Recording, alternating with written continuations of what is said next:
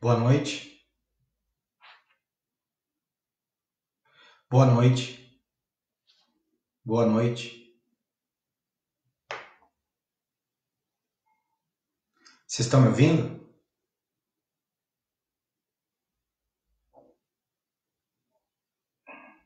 Boa noite. Boa noite. Boa noite. Vocês estão me ouvindo?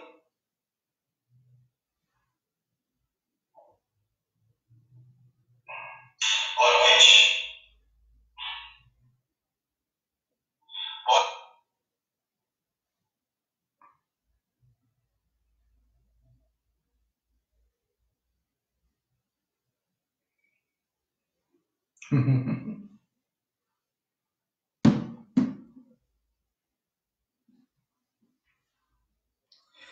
Nós vamos guardar as 20 horas para iniciar esse nosso encontro. Então nós temos ainda mais uns 10 minutinhos aí de espera. Peço um pouquinho de paciência para que todo mundo possa estar junto e a gente possa começar.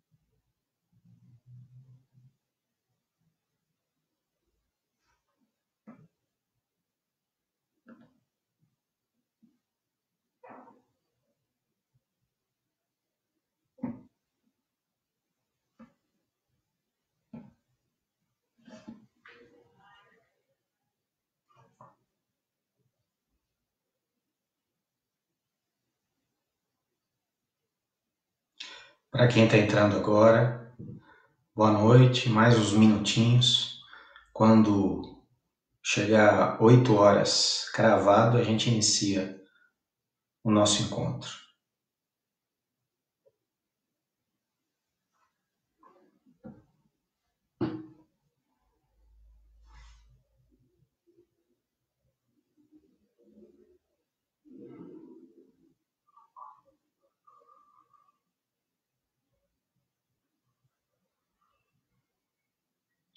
Para quem está entrando agora, boa noite, mais uns minutinhos. Quando chegar 8 horas cravado, a gente inicia o nosso encontro.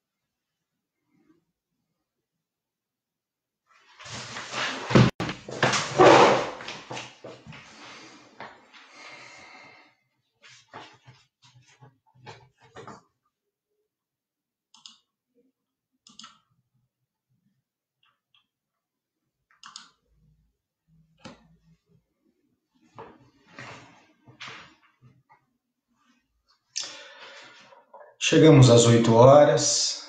Boa noite a todos. Como vocês estão? Espero que todos bem em casa.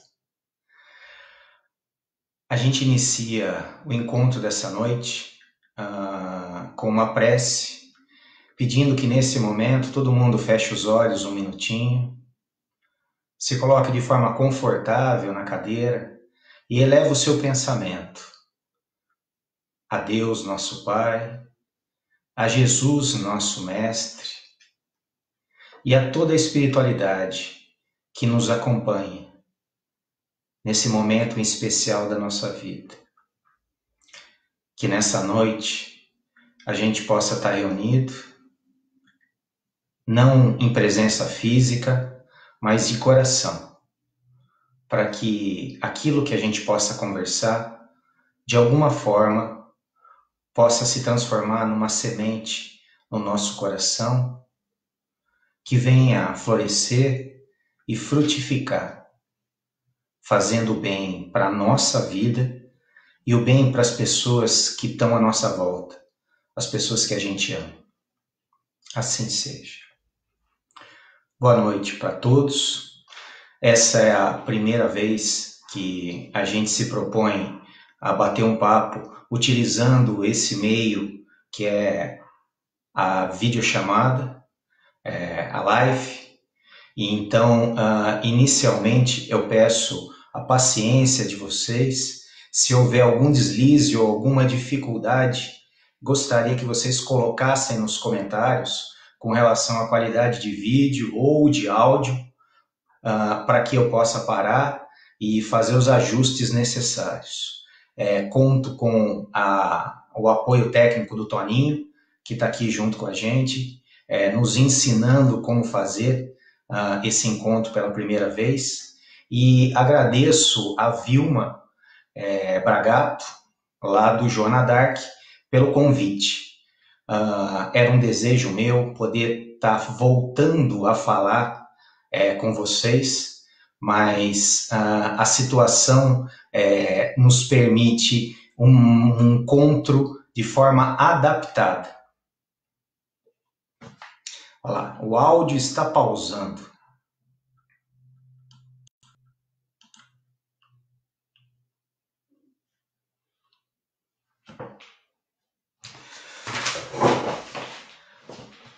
O tema dessa noite, pessoal, é a resiliência. Com relação à resiliência, o que a gente tem para falar? Eu gostaria que hoje o nosso encontro fosse mais do que uma palestra, mas fosse uma oportunidade de reflexão sobre o momento que a gente está vivendo hoje e quais são as ferramentas e recursos que a gente pode se utilizar para vivenciar esse momento em especial na nossa vida. Então, eu trago para vocês o resultado das experiências dessas últimas 3 semanas, onde o contato que eu tive com algumas pessoas se divide em 3 grandes grupos. 1/3 das pessoas que eu tive contato estava sofrendo com medo de adoecimento e da morte. Um outro terço das pessoas estava sofrendo com medo da pobreza e de passar fome. E o último terço estava sofrendo das 2 coisas ao mesmo tempo. Então, o que eu quero dizer com essa fala? Que o que está acontecendo hoje, de uma forma ou de outra, afeta todo mundo. Afeta mais intensamente, afeta menos intensamente, mas afeta. E a nossa área, a psicologia, ela tem a contribuir oferecendo um entendimento sobre quais são os processos e em que medida o meu emocional é afetado e que tipo de ferramenta eu posso utilizar para poder superar essa questão com o melhor aproveitamento possível. E dentre as ferramentas que a gente tem disponíveis, a que eu escolhi para poder estar conversando, que é a mais eficiente, se chama resiliência. Resiliência é um termo que algumas pessoas já podem ter ouvido falar. Agora está um pouco mais em voga. Na verdade, o termo resiliência, ele é um termo que foi emprestado da física. Resiliência diz respeito à propriedade de alguns corpos ou materiais de retornar à forma original depois de ter sido submetido a algum tipo de deformação. Então, imagine um objeto plástico rígido, aonde uma bolinha que eu aperte e ela se deforma. Se essa bolinha mantém a deformação, ela é uma bolinha de baixa resiliência. Por outro lado, se eu pegar um outro tipo de material, como uma esponja, e eu pressionar da mesma forma que eu fiz com a bolinha, na hora que eu soltar essa esponja, por ela ter uma alta resiliência, ela retorna ao seu formato original. Ela retorna à sua forma original. Ela responde positivamente a essa pressão que foi exercida, não a deformando. Vejam bem, o que eu estou querendo dizer para vocês? O termo resiliência, emprestado da física e aplicado na psicologia em relação ao ser humano, tem a mesma conotação e o mesmo sentido. O ser humano, ele sofre determinadas pressões e essas pressões, elas podem ou não causar um dano maior ou menor nessa pessoa, nesse sujeito. Então, a resiliência diz respeito à capacidade humana de se recobrar facilmente ou de se adaptar a situações de crise e ainda por cima aprender com essa situação. Resiliência, no sentido psicológico humano, é ter a mente flexível, é ter o pensamento otimista, com metas claras e a certeza de que tudo vai passar. A qualidade da resiliência, então, ela permite que um sujeito, diante de uma pressão, ele consiga, passando a pressão, retomar o seu estado original de equilíbrio. Então, a gente vem hoje falar sobre esse tema e ter um entendimento maior sobre esse tema e como a gente aplica ele nesse momento da nossa vida hoje. O termo resiliência, como eu falei, foi escolhido por mim a respeito da demanda das pessoas que vêm nos procurar profissionalmente, sofrendo com o medo em relação àquilo que está acontecendo no mundo hoje. Como eu falei no início da nossa conversa, 1/3 das pessoas, medo da doença, 1/3 medo da pobreza e mais 1/3 medo das duas coisas juntos. Então, qual é a nossa tese de apresentação aqui nesse bate-papo? Quanto maior a resiliência do sujeito, menos ele vai sofrer com ansiedade, menos ele vai sofrer com medo. Maior vai ser a capacidade dele de passar por esse momento e se adaptando, manter uma ação positiva, criativa e ainda por cima construtiva com relação a essa situação. A resiliência, ela não é algo que seja um dom presenteado, um dom que algumas pessoas têm e outras não. A resiliência, ela é considerada uma competência ou uma capacidade humana, que a partir do aprendizado e exercício, ela vem a se desenvolver. Então, todos nós podemos aprender o que é resiliência, para que ela serve, como ela atua beneficamente na minha vida, numa situação de crise, e a partir de um determinado exercício, eu consigo aumentar a minha resiliência.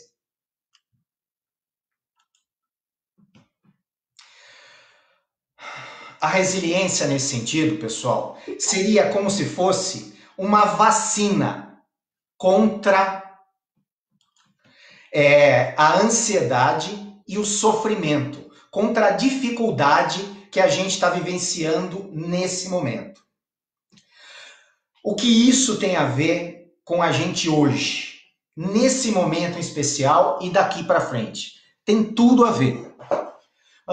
Questões relacionadas à resiliência.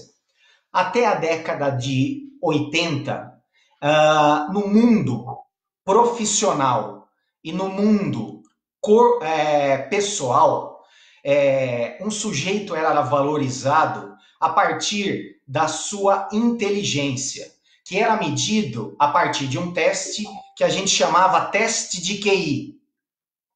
Esse teste de QI, ele, a partir de exercícios, media a sua capacidade de resolução lógica e aritmética. A partir desse indicativo, que é esse teste de QI, o sujeito era classificado com maior ou menor inteligência lógica, aritmética, matemática. E esse sujeito era valorizado pessoalmente e valorizado profissionalmente. A partir da década de 80 em diante, um pesquisador americano chamado Daniel Goleman, ele vem com uma teoria classificando as inteligências como múltiplas, não exclusivas relacionadas à lógica aritmética. Daniel Goleman introduz o conceito de inteligências múltiplas e dá uma ênfase em especial em uma inteligência em especial chamada inteligência emocional. E a partir daí, houve uma revolução. A partir do final da década de 80 e início da década de 90, uma pessoa era avaliada pela sua inteligência lógica aritmética e também ela era avaliada e pontuada pela sua capacidade de se relacionar emocionalmente em como ela respondia a situações de crise, como ela respondia a situações que envolviam a contrariedade à sua vontade, situações adversas a ela. Então, um profissional para ser contratado numa empresa era avaliada a competência técnica, a sua inteligência em capacidade técnica de execução e também a sua capacidade de desenvolvimento emocional. Agora, nessa década que estamos iniciando agora, em 2020, já foi mapeada um outro tipo de competência chamado quociente de adaptabilidade. Hoje, uma pessoa, para ter sucesso na vida, não basta a inteligência lógico-aritmética, a inteligência emocional. Mas uma pessoa hoje ela é valorizada no meio profissional e pessoal se ela tiver o que a gente chama de QA, quociente de adaptabilidade. O mundo está vivendo transformações num ritmo alucinado. A tecnologia, modificações de costumes, e tudo isso acontece de forma irrefletida, numa velocidade desesperadora. Para que uma pessoa sobreviva, é necessário ela ter essa capacidade de se adaptar a mudanças de contexto e cenário. Então, nesse sentido, hoje, a adaptabilidade é uma qualidade, uma competência que é necessária na vida de todos nós, e a adaptabilidade ela tem uma relação direta com a resiliência. Afinal, resiliência e adaptabilidade andam juntos.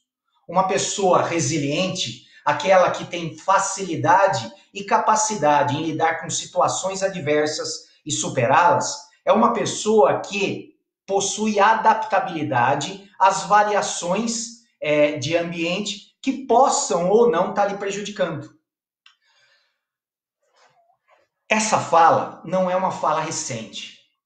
A teoria evolucionista que foi trazida por Charles Darwin no final do século final do século XIX, ela fala inicialmente em sobrevivência do mais forte.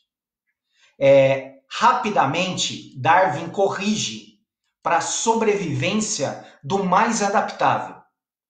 A partir das observações em animais, em ilhas do Pacífico, esse biólogo, cientista, que foi Charles Darwin, percebia que os animais que habitavam essas ilhas conseguiam sobreviver a partir de uma adaptação do seu organismo.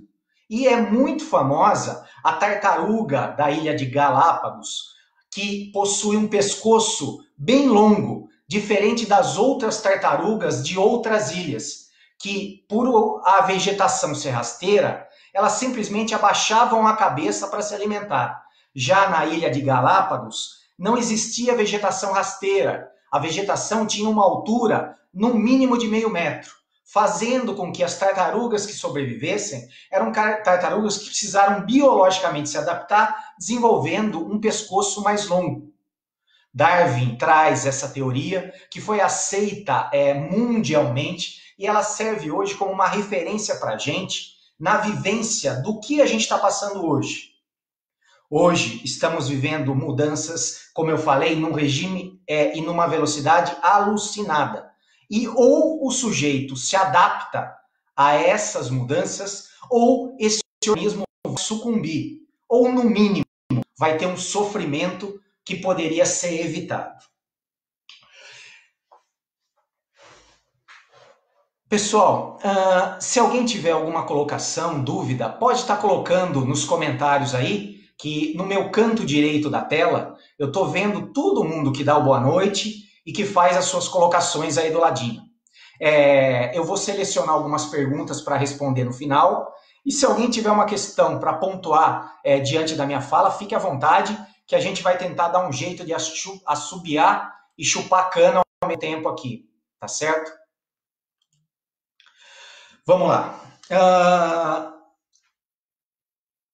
Fala-se de uma transição planetária, fala-se de uma transição da humanidade, fala-se de uma evolução, onde o ser humano está em vias de mudar o seu padrão energético e constituir uma sociedade mais justa, onde provas e expiações não vão ser tão necessárias para a nossa evolução e vivência, onde questões relacionadas à justiça, à solidariedade, à caridade vão estar mais presentes. Só que essas mudanças não estavam ocorrendo naturalmente. E aí, a gente, distanciadamente olhando, observa um evento mundial onde um vírus que ainda não possui uma vacina que o previna, nem uma terapêutica tratativa de cura já comprovada como sendo de ampla utilização, nos coloca a todos num estado de apreensão e de reclusão. Essas mudanças que nos foram impostas, aparentemente temporárias, na sua essência, elas deveriam ser definitivas. O que a gente quer dizer com isso? A gente está vivendo uma vida de grandes mudanças e mudanças alucinadas e rápidas. Essas mudanças, elas estão passando, estamos vivenciando de forma irrefletida. Nos últimos 10, 15 ou 20 anos, uma quantidade infinita de coisas foi introduzida e retirada da nossa vida sem que o tempo necessário para a gente digerir isso, se acostumar e de alguma forma conviver de forma produtiva e evolutiva essa experiência, acabou nos colocando dentro de um círculo vicioso. Num círculo onde, quanto mais a gente vivenciava essas mudanças de forma muito rápida, mais a gente se sentia preenchido e na necessidade de corresponder à velocidade dessas mudanças. É como se fosse aquele hamster que fica girando dentro da rodinha. Ele gira, gira, gira, gira, gira, cansa, mas ele não sai daquela roda. E aí o que vem? Vem uma contingência, uma situação que obrigatoriamente nos faz parar e refletir. Essa crise que a gente está vivendo é a oportunidade maravilhosa de uma parada obrigatória e uma revisão de valores. Valores que a gente foi absorvendo sem, de alguma forma, avaliar e questionar. A gente simplesmente foi engolindo, engolindo, engolindo. E hoje vivemos essa grande indigestão que se manifesta através desse adoecimento mundial. Posso dizer, através de uma observação, que as evoluções tecnológicas, o avanço dos confortos, das facilidades, acabou corrompendo a nossa alma, nos mal acostumou. Sem perceber, a gente começa a se manifestar como se fossem crianças mimadas, reclamando do supérfluo. Posso dizer para vocês, por experiência própria, a quantidade de pessoas que eu via manifestarem um grande sofrimento psíquico-emocional por coisas que, olhando de um ponto de vista externo, têm um sentido muito pequeno, porque são simplesmente coisas materiais, que ou estavam em falta ou não estavam de acordo com a expectativa daquele sujeito em sofrimento. E aí é justamente uma situação como essa que acaba dando um chacoalhão gigantesco em todo mundo, fazendo todos nós reavaliarmos a forma como a gente estava enxergando a nossa vida e o mundo ao nosso redor. Eu não me coloco como um dedo que aponta, não estou fazendo de forma nenhuma um julgamento. Eu proponho aqui uma análise, uma reflexão, como parte dessa massa que acabou entrando nesse círculo vicioso, nessa rodinha do hamster, que acaba girando, girando, e a gente não percebe que a gente não está indo para lugar nenhum. Daí, a gente se aproveita da filosofia para desenvolver nessa nossa conversa o tema resiliência, e nesse momento, onde não é somente a privação que está nos incomodando, mas é a dor e a morte que está muito próxima da gente. É só você ligar um noticiário que você vai ver números e números constantemente sendo divulgados de como essa doença se manifesta de forma progressiva e está cada vez mais chegando mais perto da gente, da nossa casa. O que nos assusta demais, pessoal.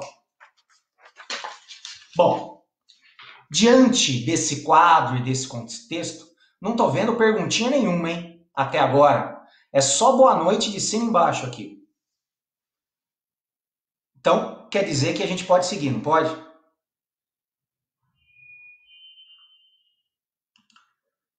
Quem cala consente. Então podemos. Vamos lá.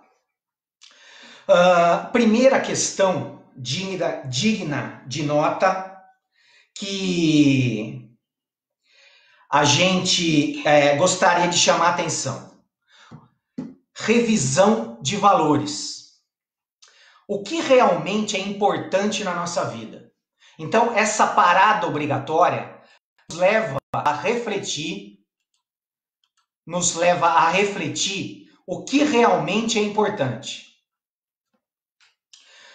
Antigamente, celular Galaxy XYZ, último tipo de R$ 7.500. Ou eu vou comprar um iPhone W de R$ 8.000.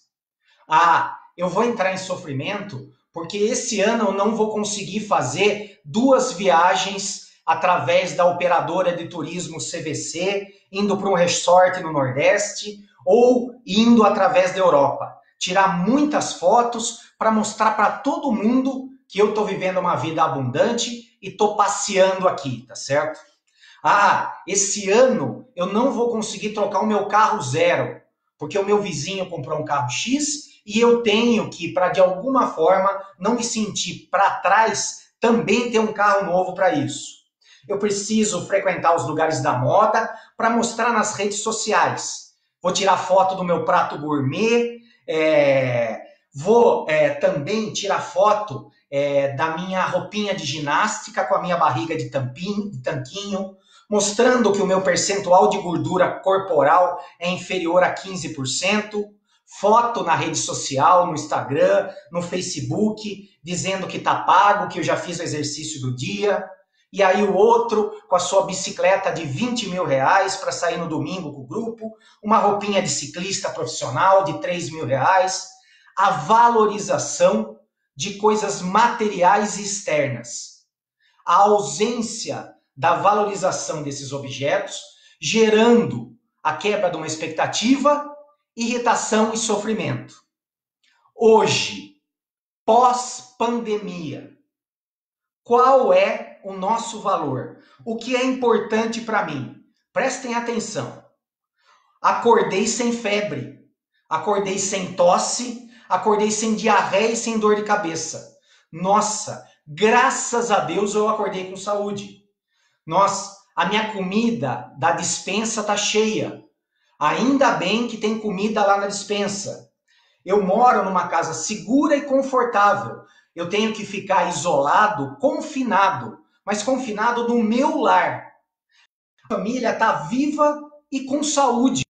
Todo mundo bem, graças a Deus. Hoje o que é importante, eu tenho suficiente dinheiro para pagar as contas e para a comida que eu estou comendo lá na minha despensa. Percebam, uma alteração grande naquilo que a gente realmente valoriza. Aí você vai falar assim, mas não é todo mundo assim. Eu me identifico, eu não me identifico, eu me identifico parcialmente. O que eu posso dizer para vocês, como espírita e terapeuta? A valorização excessiva desses confortos, desse mimo, desse supérfluo, é simplesmente a compensação da não valorização daquilo que realmente é importante na nossa vida. Mas o que você quer dizer com isso, Maurício? Eu quero dizer que a nossa alma, ela tem necessidades, tem desejos. A nossa alma precisa do quê? A nossa alma precisa se sentir amada, querida, desejada. A nossa alma precisa se sentir protegida. Nós precisamos ter um propósito na vida. Eu preciso ter um mínimo de segurança, mas não uma segurança externa, uma segurança interna e verdadeira.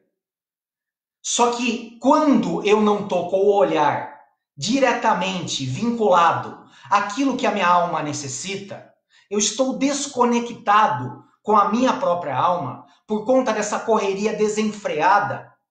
Eu desenvolvo por compensação a necessidade de me conectar e de desejar e até precisar dessa infinidade de supérfluos que nós hoje estamos sendo privados, mas que há 30, 40 anos atrás eram inexistentes na nossa vida. Não estou sendo chato, é só uma citação. Quando eu era garoto, não existia celular. Quando eu era garoto, era uma vez por ano, a gente, nas férias, dá uma saidinha de Amparo e ir lá para Praia Grande, Mongaguá, Itanhaém, passar um final de semana, uma semana no máximo e voltar para cá. Não tinha restaurante nem prato gourmet. Não era essa festa de toda sexta, sábado e domingo, e delivery, e pizza, e foto de prato, de tudo quanto é jeito. Vejam bem, uma quantidade infinita de luxos que hoje a gente dá por necessário, há um tempo atrás eram inexistentes na nossa vida e todos nós vivíamos felizes. Então, de repente, vem uma pandemia e dá um chacoalhão na gente e faz a gente voltar a olhar para aquilo que realmente importa. Porque se quando eu era garoto não tinha todo esse luxo, o que a gente tinha? A gente tinha o que a gente está sendo obrigado a fazer hoje. Comer todo mundo na mesa, junto, porque está todo mundo em casa, confinado. Desenvolver atividades de convivência em grupo. De alguma forma, aprender a valorizar aquilo que realmente é importante, deixando para lá aquilo que é supérfluo. E aí ter uma vida mais legítima e verdadeira, de acordo com a nossa alma. O ser humano tem uma característica muito interessante. Muitas vezes a gente só dá valor quando a gente perde. Então, eu gostaria de chamar a atenção de vocês com relação ao que está aparecendo hoje nas redes sociais. Há um tempo atrás, até o final do ano, até antes do carnaval, eram fotos de ostentação múltipla. Até as pessoas de mais idade, quando estavam juntos, reunidos, ou num almoço, ou num restaurante, faziam questão de registrar aquilo para mostrar para os outros, para ostentar, tá certo? Seja uma viagem, um bem, um encontro. Hoje, percebam quais são as postagens da rede social. Deus nos proteja, mensagens evangélicas, um monte de gente de máscara escrevendo fique em casa. A rede social, ela está retratando essa parada e essa reavaliação de valores que a gente está vendo hoje. E, como eu falei para vocês, e vou repetir, muitas vezes a gente só dá valor quando a gente perde.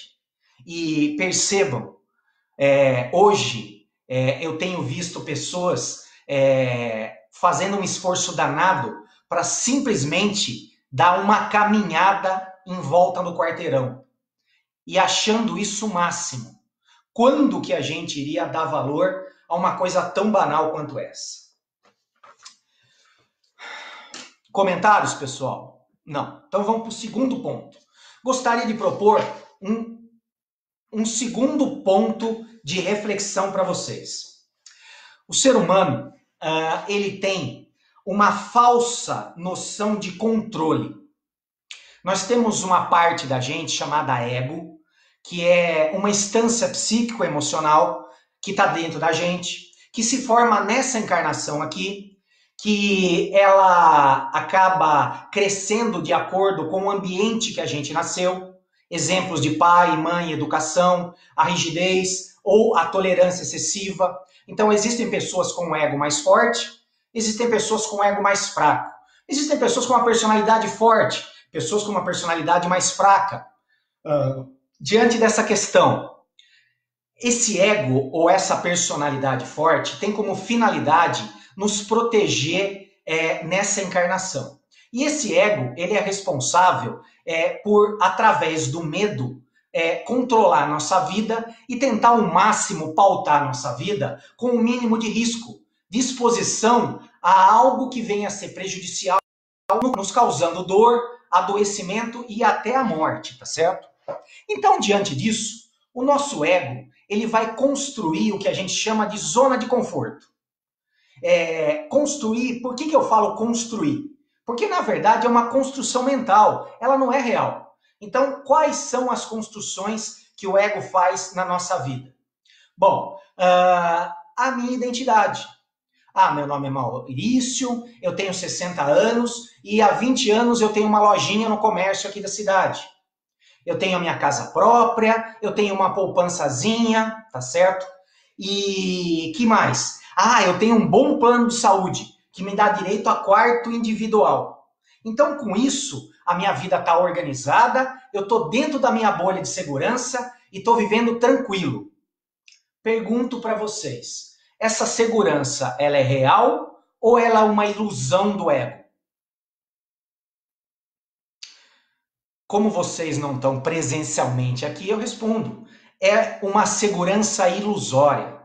Toda a segurança externa que o ego propõe para cada um de nós não passa de uma mentira e uma ilusão para que a gente possa se tranquilizar. E foi justamente esse vírus que veio a nos dar um chacoalhão e fazer a gente acordar dessa ilusão que a gente alimenta, que nós podemos controlar questões externas, questões que estão fora daquilo que é o meu interior e a minha alma, que é só o que eu posso controlar minimamente, de acordo com a minha evolução. Percebam, aquele sujeito que tinha sua lojinha se sentia seguro, que tinha o seu plano de saúde se sentia seguro, de repente vem um vírus invisível que ainda não tem cura e fecha a sua loja, e ele já não tem o mesmo tipo de segurança, porque o plano de saúde não o isenta de ficar doente e de precisar até de uma internação em UTI. Olha que interessante isso. A pandemia está nos mostrando que a ilusão de segurança material é algo que precisa ser revista. Poxa, mas daí, Maurício, você está querendo me assustar. Você está puxando o meu tapete. você está puxando o meu tapete. Se eu não tenho segurança em nada externo, aonde está a minha segurança? Essa é a grande questão que a pandemia vem nos trazer em termos de evolução. Eu posso sim fazer a minha parte para tentar, de alguma forma, desenvolver uma vida segura e confortável materialmente? Posso e devo. É minha obrigação trabalhar duro, é minha obrigação lutar para ter os meus bens que possam garantir o mínimo de conforto para mim e para minha família. Mas eu não posso me iludir que isso é definitivo, porque não é. Tudo aquilo que é material, que é externo à minha alma, é temporário. E a única coisa que é legítima e verdadeira é que eu não sou esse corpo. Eu sou uma alma que anima esse corpo, e esse corpo, e a minha casa, e a minha lojinha, e a minha poupança, e o meu plano de saúde, são coisas que eu utilizo temporariamente para vivenciar experiências do dia a dia e, através dessa vivência, fazer escolhas. E, através dessas escolhas, colher consequências para me trazer um aprendizado, me fazendo uma pessoa mais evoluída, mais sábia. E, ao mesmo tempo, a cada enfrentamento, a cada escolha, a cada perda, a cada sensação de insegurança, eu tenho a oportunidade de cair em desespero e depressão ou de enfrentar de cabeça erguida, buscando uma fé interior que mora dentro de cada um de nós, mora já em mim, mora dentro de você. E a partir daí desenvolver a capacidade e competência da resiliência. Vejam bem, o que eu estou querendo dizer? A pandemia está nos chamando a atenção que a verdade legítima e única é: você é um espírito imortal. Você está se utilizando de um corpo de carne e osso. É sua obrigação cuidar dele o melhor possível. Passar álcool gel, usar máscara, se prevenir, ficar dentro de casa, respeitar, de acordo com a possibilidade, o isolamento e a quarentena, para se preservar e para preservar a vida dos outros. Mas entenda que, apesar de tudo isso, esse corpo é um instrumento temporário que a sua alma utiliza para crescimento e evolução. Que o teu plano de saúde é caro para chuchu e garante para você um conforto, uma qualidade de atendimento diferenciado ao serviço público, mas não garante que você não adoeça e não desencarne, nem ninguém que está à sua volta. Garante no máximo um pouco mais de conforto.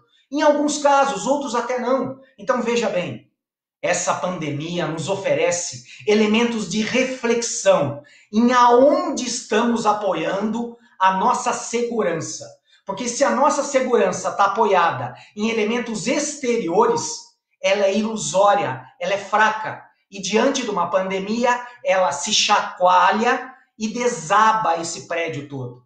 Agora, se a sua segurança está baseada na certeza de que você é um espírito imortal, que a sua passagem aqui é temporária, que nada na sua vida acontece que não for para o seu aprendizado e para a sua evolução, que tudo na vida é oportunidade de crescimento, de exercício de potenciais, de qualidades e competências. É oportunidade de eu trabalhar os meus defeitos e vícios, me transformando a cada momento em alguém mais evoluído e mais iluminado. Aí sim eu estou indo para o caminho correto. Então, olha o quanto que essa situação que a gente está vivendo hoje nos chama a atenção. Você não controla nada externo a você. O único controle possível é sobre o que lhe é interno. E o que é interno? O que é interno é a sua fé. É a certeza de que nós não estamos sozinhos. Que tudo tem um propósito. E que o que está acontecendo hoje é um diferencial. É um divisor de águas na humanidade. É um ponto de reavaliação. É um ponto de reflexão, é um ponto de redirecionamento, aonde a humanidade tem dois caminhos para seguir. O caminho da divisão ou o caminho da competitividade? Essa fala não é minha. Acabei de tomar essa fala daquele grande escritor chamado Yuval Noah Harari, que lançou aquela série de livros muito famosa chamada Homo Sapiens. Ele fala que o que estamos vivendo é uma oportunidade fantástica, no macro ou no micro, de vivenciar a divisão a partir do ego e do meu egoísmo, aonde eu olho só para mim, ou de trabalhar o colaboracionismo, a fraternidade, a conciliação, o apoio mútuo e formar uma grande união planetária contra esse inimigo que é o vírus.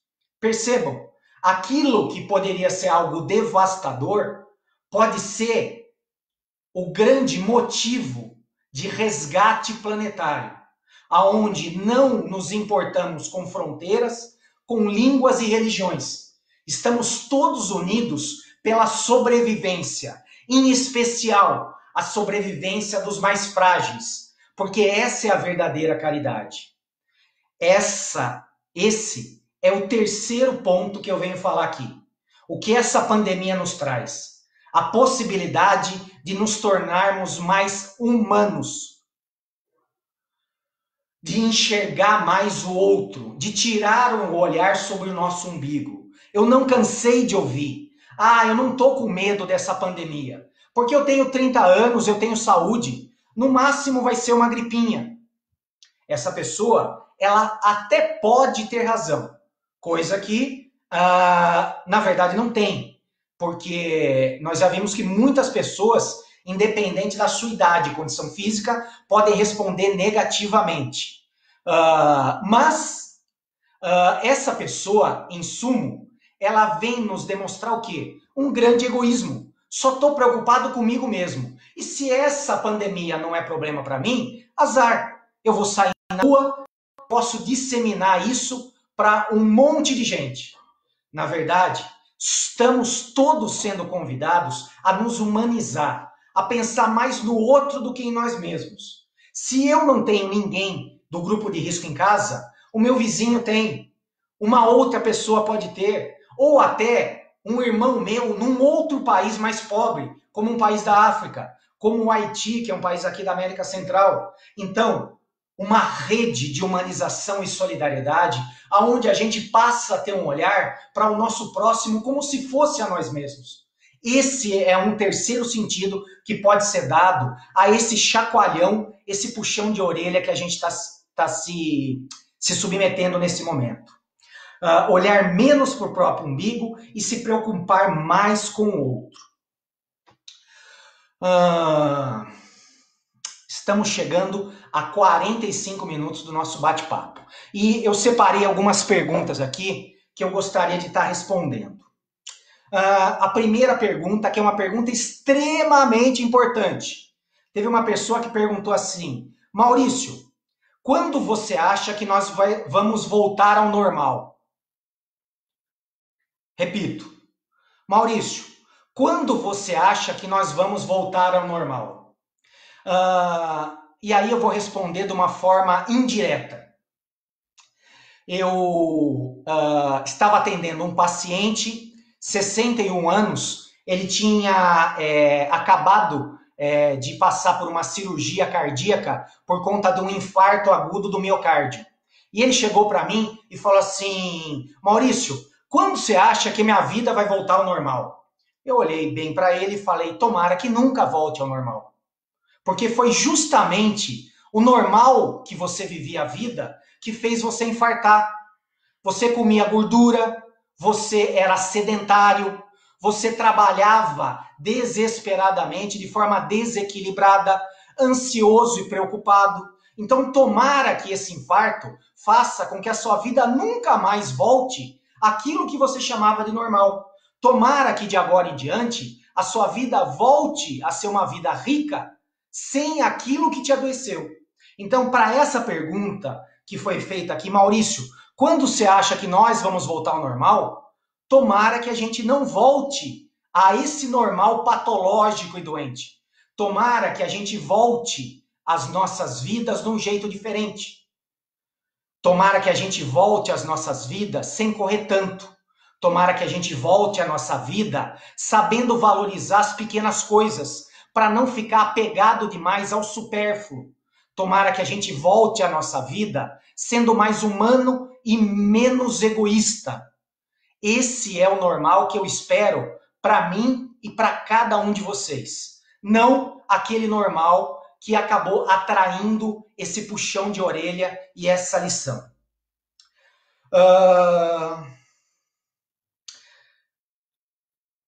Uma outra pergunta aqui.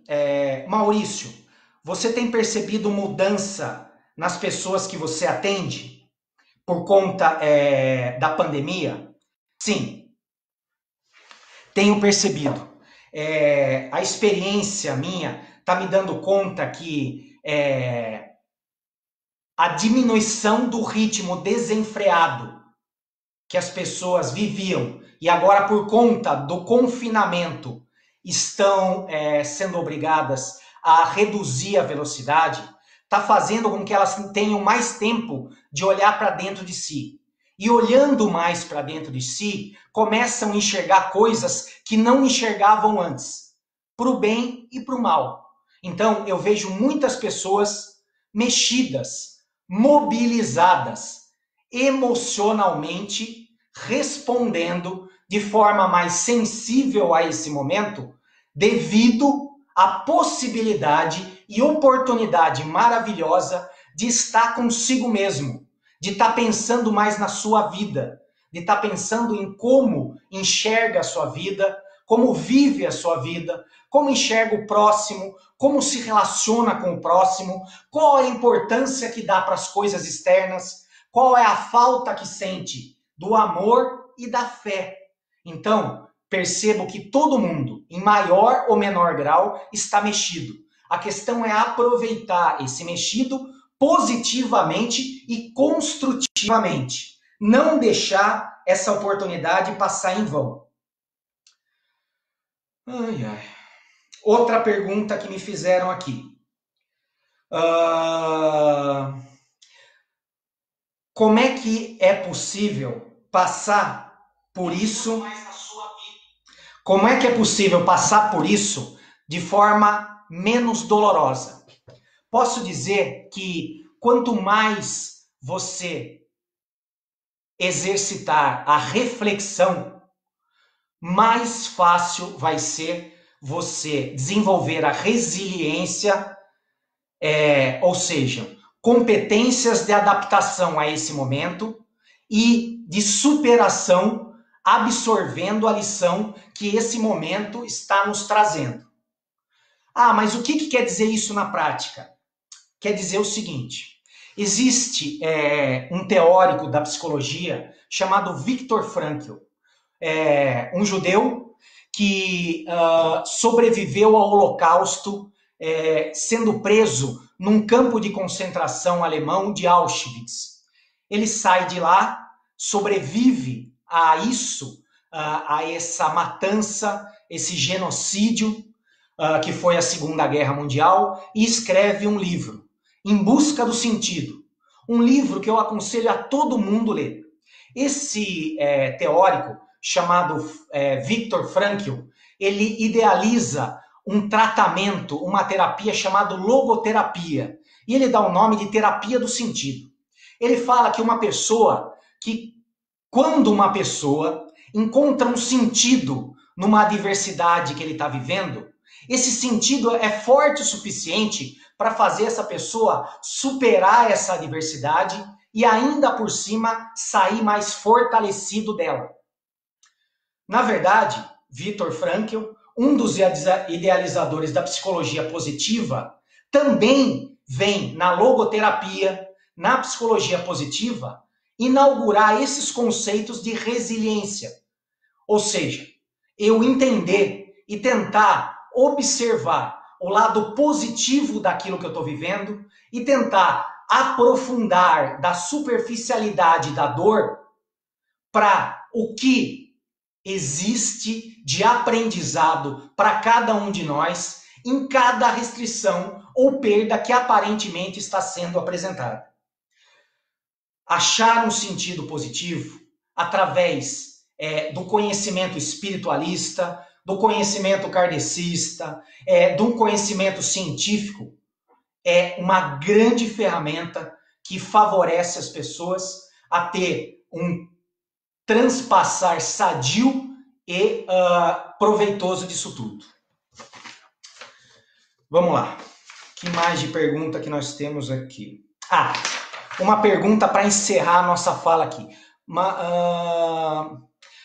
Maurício, todas essas mortes são resgate em massa coletivo?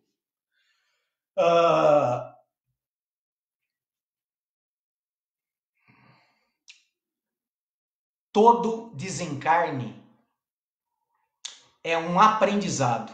Está na hora da gente rever a questão do resgate e fazer uma escolha de, em vez de classificar um determinado evento como algo punitivo, expiatório, como uma oportunidade maravilhosa vinda do amor de Deus por nosso crescimento e aprendizado. Você que é espírita sabe que até no momento da morte existe aprendizado e evolução. Então, tudo é aprendizado e evolução. Tem uma outra pergunta aqui, ó. O que será que Darwin diria sobre esse vírus? Seria uma seleção natural, uma adaptação do ser humano? A teoria darwiniana, ela fala de uma seleção natural. E, naturalmente, o vírus não é um organismo vivo. O vírus é uma cadeia de proteína que já foi explicado, já foi muito trabalhado. E ele é um organismo que se agrega a um organismo vivo, no caso nós, e se dissemina, tá certo? Fazendo e trazendo um prejuízo para o nosso corpo como um organismo vivo.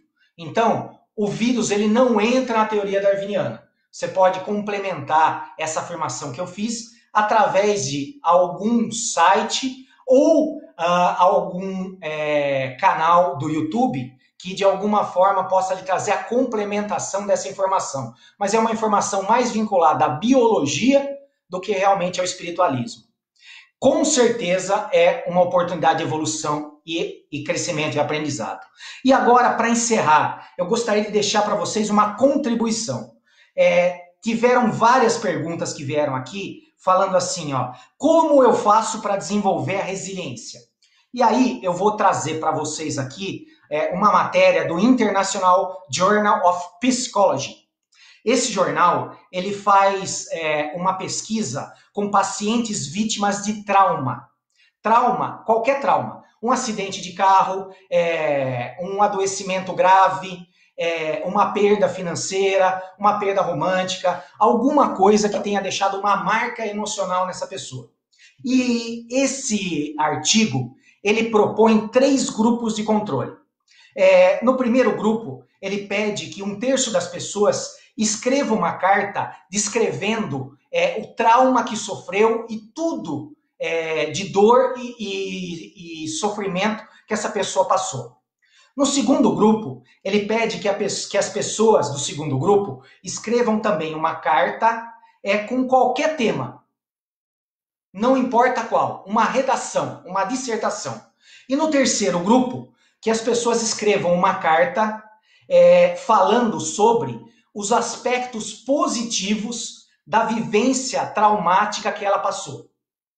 A partir do estudo e análise desses 3 grupos, aquele que escreveu uma carta contando só o negativo, o cara que escreveu uma carta neutra, que não tinha nada a ver com o trauma, e aquele que descreveu os aspectos positivos que ele extraiu de lição do trauma que ela viveu, eles chegaram à conclusão que as pessoas que exercitaram o grupo número 3, que é ter um olhar positivo de aprendizado sobre o trauma, fazia com que esse trauma passasse mais rápido e a pessoa sofresse menos quando lembrasse. E a partir daí, esse grupo desenvolveu um tratamento chamado o tratamento da porta fechada, da porta aberta. Esse exercício eu vou passar por escrito no site do Joana Dark, para que vocês possam fazer em casa. Eu vou narrar ele aqui, mas fiquem tranquilos que depois vocês vão ter eles por escrito aí. Então, esse exercício corresponde em 4 etapas. A primeira etapa é, diante dessa situação que nós estamos vivendo hoje, eu vou pegar uma folha de papel e vou responder uma pergunta. Nessa situação da pandemia, qual foi a porta que foi fechada para mim? Eu perdi renda, eu perdi liberdade de ir e vir, eu perdi convivência com os meus avós, eu perdi o que eu perdi? A segunda pergunta. Nessa questão da pandemia, que porta foi aberta? O que eu ganhei? Ah, eu ganhei mais humanização, estou mais preocupado com as pessoas. Ah, eu ganhei convivência com a minha família. Antes eu não tinha oportunidade de brincar com meu filho, com a minha filha, ficar mais com o marido, almoçar junto. Ah, eu ganhei o quê? Eu ganhei uma mudança de valores. Ah, eu ganhei uma prática de exercício. Ótimo.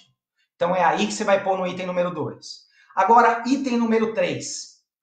Quais aspectos positivos ou lições que essa pandemia está me trazendo, que eu deva agradecer por elas? E aí eu vou descrever quais são os aspectos positivos. Então, nessa pandemia, eu comecei a me alimentar melhor, eu estou desperdiçando menos alimento, eu estou prestando mais atenção nas minhas contas, eu estou tendo mais paciência com a minha família. E por último, como eu melhorei com isso tudo? O que isso me agregou só com essa vivência, antes dela ter terminado? Esses 4 pontos são uma observação por um outro prisma. É a prática daquilo que foi pesquisado e concluído através do artigo que eu citei para vocês do International Journal of Psychology. Então, se vocês exercitarem esses 4 passos, vocês vão estar diretamente exercitando a resiliência. Porque a resiliência se desenvolve através do exercício da mudança de significado ou de sentido, do negativo para o positivo. É assim que eu desenvolvo a resiliência, é assim que eu supero essa crise, é assim que eu saio mais evoluído. Pessoal, o meu tempo se encerra aqui. 8h58 cravado, consegui a minha meta, 1 hora de conversa e de reflexão. Deixem as suas colocações sobre o nosso bate-papo, deixem mais perguntas que eu vou responder todas e eu prometo colocar no site um resumo sobre como desenvolver a resiliência nesses 4 passos. Nesse momento, então, agradeço de coração ao pessoal do Joana Dark pela oportunidade da gente estar aqui batendo esse papo. Eu estava com muita necessidade de estar com vocês conversando sobre isso. Saibam que a orelha mais perto da minha boca é a minha mesmo. E tudo que eu falei para vocês serve principalmente, inicialmente, para mim mesmo. Humildemente agradeço a oportunidade e gostaria de convidar todos vocês para fazer uma prece. Então, nesse momento, vamos todos nós fechar os nossos olhos, elevar o nosso pensamento a Deus, nosso Pai, a Jesus, nosso Mestre. Nós vamos pedir que a espiritualidade irradie amor sobre nós, sobre a nossa família. Vamos mentalizar uma cúpula azul sobre o nosso lar, protegendo o nosso lar, que lá só habite o que for da vontade de Jesus, que lá existe amor, paz, compreensão, que tudo que for vivido seja por nosso aprendizado e crescimento. Com o coração repleto de gratidão, nós vamos fazer uma vibração especial pelo planeta, mentalizando a luz do nosso Mestre Jesus irradiando por todo o orbe.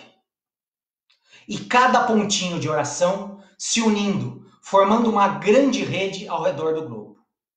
Vibramos por todas as pessoas doentes, vibramos por todos os leitos de dor, vibramos por todas as UTIs, vibramos pelas pessoas que estão em casa passando por essa dificuldade.